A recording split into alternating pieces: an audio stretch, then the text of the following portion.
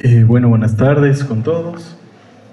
Del servicio de nefrología les vamos a presentar el Ateneo Central, mi compañera Ana Moreno y yo, Paul Jiménez. El título es Un enemigo oculto de la inmunosupresión renal a propósito de un caso. La doctora Victoria Pizarro, coordinadora de este Ateneo, es nuestra instructora de residentes. Bueno, comencemos. El caso se trata de una paciente de sexo femenino de 44 años de edad que es admitida el 25 de octubre del 2025 con el motivo de consulta derivada del hospital Argerich, donde había ingresado por una cefalea. Como antecedentes de la paciente, es una enferma renal crónica, grado 3B a 3, con una tasa de filtrado glomerular de 42 ml por minuto. Su CREA habitual era de 1.5 y tenía un RAC de 2.6. Tenía un lupus eritematoso sistémico con compromiso renal que fue diagnosticado en marzo del 2025 con una proteinuria de 3.8 gramos por día, una nefritis lúpica diagnosticada por una biopsia renal realizada el 2 de julio del 2025 con el informe de glomerulonefritis membranoproliferativa clase 4 con índice de actividad de 15 e índice de cronicidad de 3/12. Y a partir de esto se le indicó una inducción con corticoides con metilprednisolona de 3 gramos, con posterior tapering de meprednisona bioral y ciclofosfamida con dosis acumulada de 4 gramos. El último ciclo de la ciclofosfamida fue el 6 de octubre del 2025. Además tenía hipertensión y migraña. Como medicación habitual, la paciente tenía indicado vitamina D2, amitriptilina, candersartán, sumatriptán, doxazosina, meprednisona y la hidroxicloroquina. Bueno, comenzando con el cuadro de la paciente, ella la primera vez que consulta es el 20 de octubre, consulta por un cuadro de cefalea frontal que estaba asociado a fotofobia, náuseas, y llega a la guardia, se realiza una tomografía de cerebro que no se aprecia nada, sin particularidades, se le interpreta como una crisis migrañosa y se le da el alta con tratamiento ambulatorio. El día siguiente, el 21 de octubre, la paciente reconsulta, esta vez al hospital Argerich, por persistencia de los síntomas, y esta vez se suma la disuria, en donde le hace un laboratorio que se aprecia leucocitosis, un sedimento urinario inflamatorio, y deciden la internación con antibiótico terapia por una ITU con ceftriaxona. Pasadas las 48 horas después de esa internación, empieza con deterioro del sensorio que requiere intubación orotraqueal, se reagudiza la enfermedad renal crónica, deciden rotar la terapia antibiótica piperacillina tazobactam por el diagnóstico de la bacteremia por un BGN a foco urinario. Por su obra social, el día 25 de octubre es derivada de este sanatorio, donde ingresa directamente a la UTI, hemodinámicamente estable, todavía seguía intubada la paciente, y al ingreso le realizamos un nuevo laboratorio ya en este sanatorio. Hematocrito de 23, hemoglobina de 7.8, una urea de 122, CREA de 4. La tasa de filtrado de 12. Se le realiza una ecografía renal, donde los riñones de forma y ecoestructura conservada, aumento de la ecogenicidad bilateral. Un sedimento urinario con hematíes de 20 a 30 por campo, la mitad dismórficos.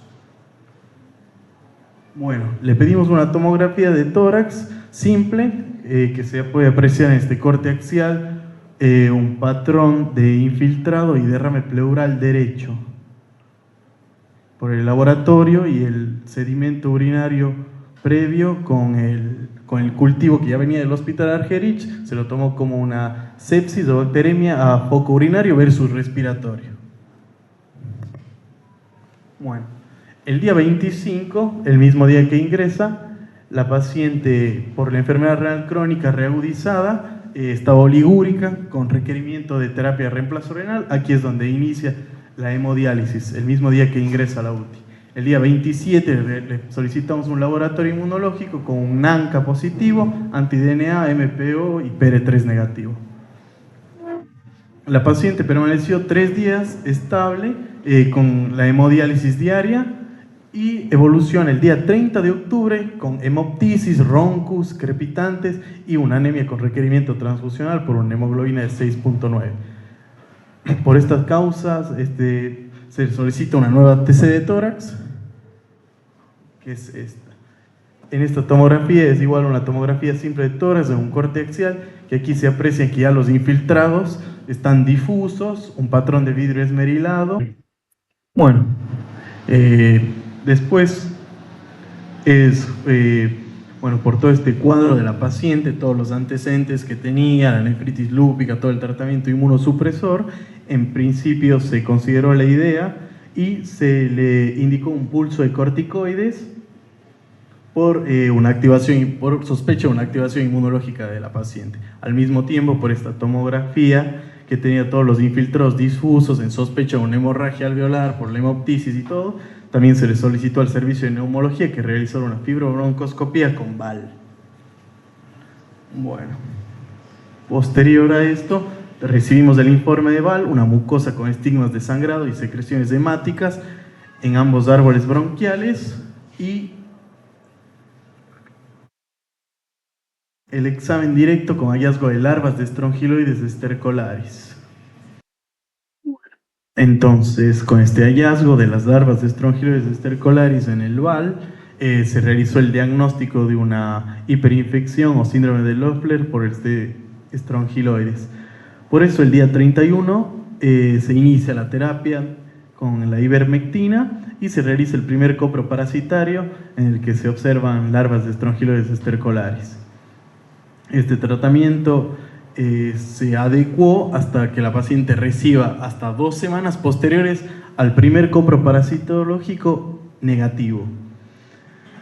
Durante el mes de noviembre se le añadió albendazol al esquema de tratamiento durante 2 semanas y el primer coproparasitológico de control que vino negativo fue el 27 de noviembre. Entonces, a partir de ahí recibió el tratamiento durante 2 semanas hasta el 5 de diciembre, donde se le dio el alta a la paciente. En medio de eso, el 2 de diciembre, en todo el contexto de la paciente, de toda esta enfermedad, la paciente todo el tiempo permaneció en diálisis, se le indicó una nueva punción de biopsia renal a la paciente, que bueno, los resultados los recibimos en enero de este año, es decir, ya 2 meses posteriores al alta. La paciente igual al alta se fue con indicación de hemodiálisis ambulatoria. Y bueno, aquí recibimos el resultado anatomopatológico de la biopsia renal, que bueno, para resumir, una buena muestra de 30 glomérulos, 8 de ellos globalmente esclerosados. Acá podemos ver lo que está en verde, son lesiones que demuestran cronicidad, y lo que está en azul son lesiones que muestran actividad o algo agudo. El 27% globalmente esclerosados, los glomérulos con depósitos mesangiales subendoteliales en asa de alambre y trombos hialinos, hipercelularidad mesangial y endocapilar difusa, presencia de semilunas fibrocelulares clásicas y semilunas fibrosas segmentarias. Además de esto, 2 glomérulos con esclerosis segmentaria del penacho glomerular. Tenían atrofia tubular, fibrosis intersticial leve y presencia de un infiltrado inflamatorio a predominio linfocitario. Bueno, se le hizo la inmunofluorescencia con IgA positiva, C3 de IgM positivo, C1q positivo. El informe final fue una nefritis lúpica proliferativa difusa clase 4 con un índice de actividad de 8,24 e índice de cronicidad 5 de 12. Es decir, el índice de actividad estaba aumentado a como vino previamente. Bueno, aquí nos surgió la duda a todo el servicio con esta paciente, que ya se le dio el alta, había cumplido el tratamiento antiparasitario, pero bueno, con esta biopsia se veía que la activación inmunológica en esa nefritis lúpica. Se nos surgió en esta paciente ¿cuál es el paso a seguir con ella? Inmunosuprimimos, no inmunosuprimimos, ¿qué hacemos? Después de este cuadro, la paciente ya se fue a la casa con la función renal muy deteriorada, quedó en diálisis, ¿qué vamos a hacer con ella? Bueno, continuando lo que es con la revisión bibliográfica, hemos hecho algunas revisiones donde bueno, vamos a hablar acerca de lo que es el diagnóstico, la prevención y el manejo del síndrome de hiperinfección por estrongiloides, sobre todo en pacientes nefrológicos. Dentro de lo que es la incidencia en pacientes de lupus, se dice que hay hasta un 30% de prevalencia de estrongiloides los pacientes con lupus, y que esto sobre todo se van a presentar en zonas endémicas. Dentro de los últimos registros de lo que es la geohelminthiasis en la Argentina, la prevalencia de que son las zonas endémicas que mayor afectación que tienen por esta infección por estrongiloides está en la provincia de Misiones, Chaco y Formosa. Los pacientes que tienen lo que es una nefritis lúpica tienen un mayor riesgo de desarrollar síndromes de hiperinfección y sobre todo si están en zonas endémicas. Dentro de lo que es en enfermedades inmunológicas, en los pacientes que tienen el requerimiento de terapias inmunosupresoras, es necesario hacer o confirmar el diagnóstico parasitario, ya que si tienen el uso frecuente de terapias combinadas, ya sea con ciclofosfamida o rituximab, pueden desarrollar o tienen el riesgo de desarrollar una hiperinfección por estrongiloides. Se estima que hay una mortalidad de hasta el 85% de síndrome de hiperinfección que no sean tratados, y es necesario hacer un tamizaje, ya sea con pruebas serológicas o pruebas seriadas de heces, para así, antes de iniciar la inmunosupresión, podamos ver el diagnóstico. Dentro de lo que son los mecanismos que interfieren en la inducción del síndrome de hiperinfección por estrongiloides, tenemos que, esta que produce una autoinfección, donde que el parásito va a producir o va a completar su ciclo dentro del huésped sin la necesidad de irse al exterior, y esto lo hace gracias a que el sistema inmune lo mantiene controlado. Pero una vez que excita lo que es la inmunosupresión, este va a desencadenar dos impactos, ya sea tanto a nivel inmunológico y a nivel biológico. Dentro de lo que es el impacto inmunológico, este va a producir un deterioro de la respuesta inmunitaria mediada por los linfocitos T. También va a haber una disminución de la producción de interleuquinas, tanto 4, 5 y 13, y esto va a llevar a un bloqueo en el reclutamiento de los eosinófilos. Dentro de lo que es el impacto biológico, va a producir sobre todo una acción directa sobre lo que son los receptores ectostiroides del parásito, que van a estimular la virulencia, y esto va a producir una replicación explosiva, causando de esta manera una invasión sistema a los diferentes órganos. Dentro de lo que es esta diseminación sistémica, puede afectar tanto al tracto gastrointestinal, que va a producir una translocación masiva, produciendo que las larvas afecten lo que es la mucosa intestinal, por lo que las bacterias de aquí se van a ser arrastradas hasta el torrente sanguíneo. También a nivel renal, estos producen un riesgo inminente de sepsis, provocada sobre todo por bacilos gram negativos, y que esto va a causar lo que es un fallo multiorgánico, sobre todo en patologías como el lupus o el síndrome antifosfolipídico, que estos van a ser letales. Y a nivel pulmonar, lo que va a causar es igual hemorragias alveolares, y va a simular una neumocitis lúpica. Dentro de lo que es el síndrome de hiperinfección, lo que puede causar es bacteremia, puede causar meningitis o también la sepsis. Dentro de lo que es el diagnóstico, es muy importante hacer un diagnóstico diferencial entre el síndrome de hiperinfección y una activación inmunológica, ya que las dos patologías tienen una clínica casi idéntica. Dentro de lo que es la clínica de la respuesta inmunológica, va a causar a nivel abdominal un dolor abdominal agudo, puede causar una isquemia intestinal, una vasculitis lúpica. A nivel pulmonar igual puede causar lo que es hemorragia alveolar difusa, y a nivel renal una falla renal aguda con una trombosis multiorgánica y una glomerulonefritis. Lo que es en el síndrome de hiperinfección por estrongiloides, igual a nivel abdominal puede causar igual un dolor abdominal agudo, puede causar una invasión intestinal parasitaria provocando un hilio o úlceras. A nivel pulmonar puede causar lo que es la neumonitis inflamatoria con hemorragias, y a nivel renal que va a causar un colapso sistémico y una sepsis secundaria. Es muy común como confundirse entre estos dos diagnósticos, y entre el síndrome de hiperinfección y la activación inmunológica, sobre todo cuando están asociados a una vasculitis intestinal, en donde vamos a requerir dosis aumentada de inmunosupresión y lo que va a llevar a un desenlace fatal del paciente.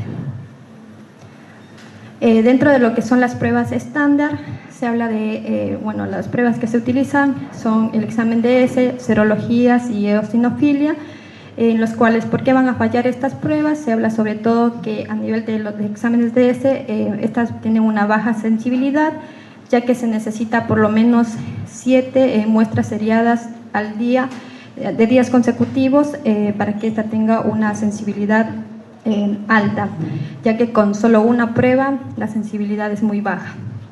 Dentro de las serologías, esta en cambio puede ser negativos en los pacientes que están inmunocomprometidos y que pueden tener el riesgo de desarrollar síndromes de hiperinfección por estrongiloides. También con estas pruebas no se va a distinguir si es que hay alguna infección actual o es pasada, o también puede tener alguna reacción cruzada con algunos otros parásitos. Y dentro de lo que es la eosinofilia, a menudo también esta va a ser ausente en el síndrome de hiperinfección por estrongiloides y debido a la inmunosupresión que es alta o también a la alta carga parasitaria. Y por lo general esta no es fiable cuando son los casos muy graves.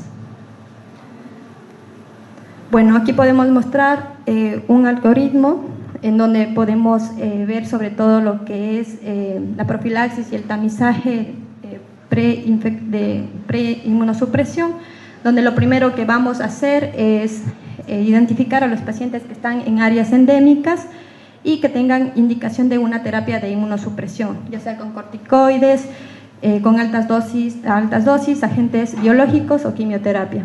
Bueno, y aquí vamos a ver, hacernos una pregunta, si la inmunosupresión es urgente y si el tamizaje rápido está disponible. Bueno, si la respuesta es sí, bueno, aquí hacemos una profilaxis empírica que va a ser con ivermectina de 200 microgramos kilogramo día por 2 días consecutivos, y esta se va a repetir el mismo esquema a las 2 semanas. Y bueno, en estos casos se puede iniciar la inmunosupresión. Pero si la inmunosupresión no es urgente y se cuenta con el tamizaje rápido, bueno, se hace el tamizaje con el examen seriado de heces, y si el resultado es positivo, hacemos el tratamiento de erradicación, igual que es con la ivermectina, 200 microgramos kilogramo día por 2 días repetidos en 14 días, y después se repite los 14 días. Y bueno, en este caso se prefiere retrasar la inmunosupresión si el cuadro clínico así lo amerita, hasta confirmar sobre todo la erradicación de estrongiloides.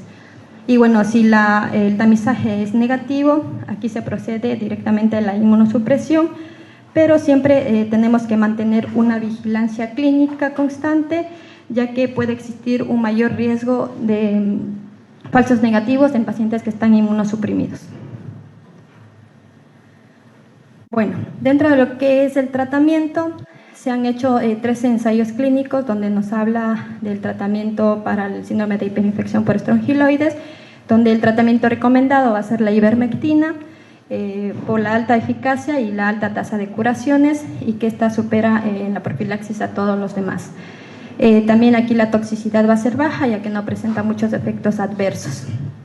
Otro tratamiento también utilizado es el albendazol, que esta tiene una eficacia variable y menor, y ya que tiene algunos fallos parasitarios frecuentes.